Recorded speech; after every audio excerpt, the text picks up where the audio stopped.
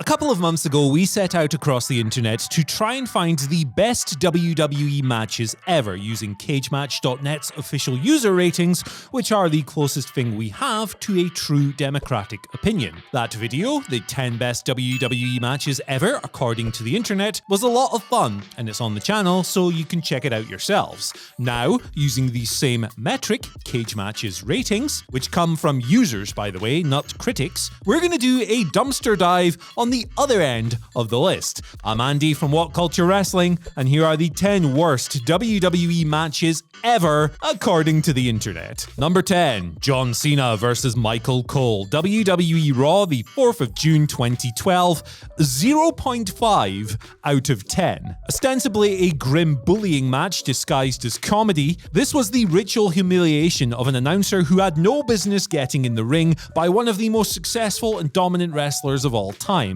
and an absolute crapshoot. Cena picked on Cole on a random episode of Raw when offered the chance to fight anyone that he wanted to by then general manager John Laurinaitis. Cena ended up beating Lord Tensai to get to this, then physically abused the commentator for 5.5 minutes that felt like twice as many hours. WWE's audience of one problem had never been more pronounced. Had it, Vince? Number 9, Ariel and Kevin Thorne vs. Kelly Kelly and Mike Knox, ECW December to Dismember, 0.5 out of 10. Modern wrestling standards have risen to such a point that a match like this simply wouldn't be able to happen. It wouldn't be allowed on Raw, SmackDown, Dynamite, Collision, or any televised brand you can name. It's bad, but unremarkably so, and seems to be included here because it's the worst match on an all-time worst show. That counts for a lot, but watching it back, Ariel and Kelly hadn't been in the industry all that long, and they were paired with partners who didn't exactly have rich histories of their own either. This made for an amateur hour performance worked earnestly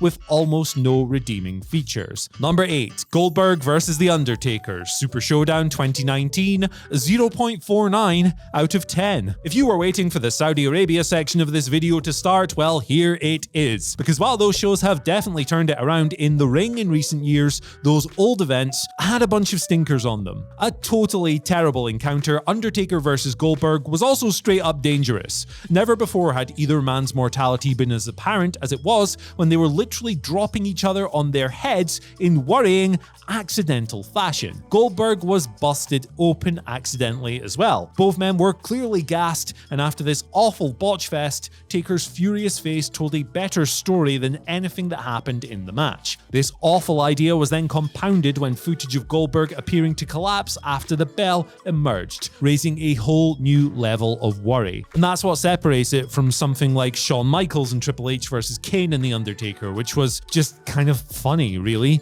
This was straight up unsafe and should never have been allowed to happen. Number 7, Braun Strowman vs. Tyson Fury from Crown Jewel 2019, 0.47 out of 10. Bam Bam vs. LT, this was not. It was do-nothing nonsense, and after several perplexing, uneventful minutes in which precisely zero things happened, Fury finally landed a knockout blow, only Braun wasn't pinned or actually knocked out, but counted out instead. You gotta protect the monster, after all. Then, with the decision rendered, Strowman hit his running power slam finish after the bell. Boring, uncommitted parity like everything else about the feud. Luckily, question mark for them, Brock Lesnar and Cain Velasquez had an equally piss-poor match on the same show, and the whole crew were stuck in the country while Vince McMahon allegedly squabbled with the paymasters over money. This means that very little actually gets said about Fury versus Braun 4 years on. Luckily for us, the internet never forgets. Number 6, Lucha House Party vs. Lars Sullivan, Super Showdown 2019,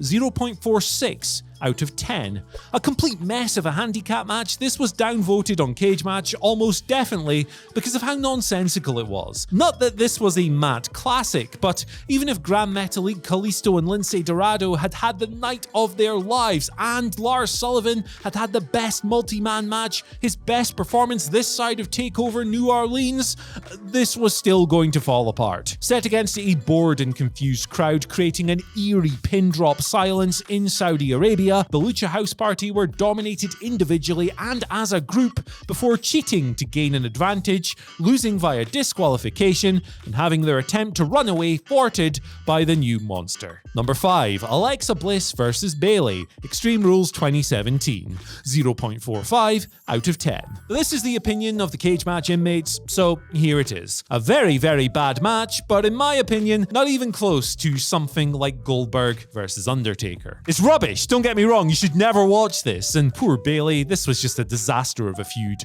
overall. Number 4. Sable vs Tori, WrestleMania 15, 0.45 out of 10. This is no good, and probably best left alone. A lot of it worked against them on the night, with a short runtime colliding with Sable's growing disinterest in actually wrestling, as well as Tori's general struggle to set into WWE's house style. But all of that would be speaking around what was fundamentally a very poor match with a very lousy finish when the debuting Nicole Bass hit a gorilla press on Tori, gifting Sable the win. The spotlight burning brightest is just as capable of burning with its glare. This was a championship match on a WrestleMania card and an earnest attempt at booking a women's world title fight without a derogatory stipulation, but the quality just wasn't there. Number 3. Goldust vs the Ultimate Warrior, In Your House 7, 0.32 out of 10. By this event, titled Good Friends, Better Enemies, Ultimate Warrior was back in WWE to make some monster money, in theory,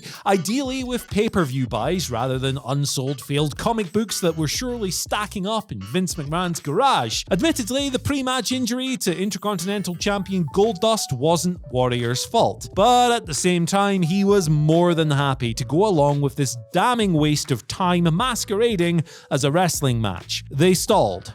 A lot. Warrior smoked Marlena's cigar, sat in Goldust's director's chair, wore a hat, and then threatened to wear and tear Goldust's robe before hitting a few moves on the usher, and that was that, whatever that was. Bad enough, but the decision to spend nearly 8 minutes on this was wholly unacceptable, and presumably what elevates it so high as an all-time pisser. Number 2. Yep, you knew this was coming. The Miss WrestleMania Battle Royale from WrestleMania 25, 0.24 out of 10. A grim vision of the state of things at the time, the Miss WrestleMania Battle Royale competitors entered without any kind of individual recognition thanks to the shameful decision to tack their entrances onto a useless medley from Kid Rock. The winner was Santino Marella as Santina, and several of the eliminations were missed and or outright ignored by the commentary team. The anticipation of seeing former faves like Sunny, Molly Holly, Victoria and others was drained as they entered and emptied, with the match trudging to its inevitably depressing conclusion. And all of this was just so that Kid Rock could get some songs on a pay-per-view. And at number 1, the worst match in WWE history, according to the internet, Jerry Lawler versus Michael Cole from WrestleMania 27, 0.1 out of 10. Picking on the outcome of a comedy mid-card match over a decade ago feels petty and futile. But make no mistake, the result of this useless effort is one of the big reasons why it's at the top of this list. From screwing Jerry Lawler out of the WWE title in November 2010, Michael Cole had become a thorn in everybody's side, doubling and trebling down on the King in particular on their own road to WrestleMania. It was deliberately grating, with the idea being that you'd at least get the catharsis of seeing Jerry squash Cole at Mania, which WWE didn't do. In one of the longest matches on the entire show, Cole and Lawler virtually went hold for hold with each other until the veteran finally scored vindication and a victory. Only he didn't. The anonymous general manager reversed the decision just to force 2 rematches later on that redefined the term diminished returns. A complete waste of time, effort, resources, and any other word you can think of, and a worthy pick for the worst WWE match in history. So that's our list of the internet's least favorite WWE matches ever. But what do you guys reckon? Can you find any gems in this steaming pile of turds? Or is a turd just a turd and these matches are proper drizzlers? Let us know in the comment section below. After that, don't forget to like, share, subscribe, and ring the bell for notifications. Then you can follow us on Twitter at WhatCultureWWE and myself at Andy H. Murray. The H stands for horrible. Toodles!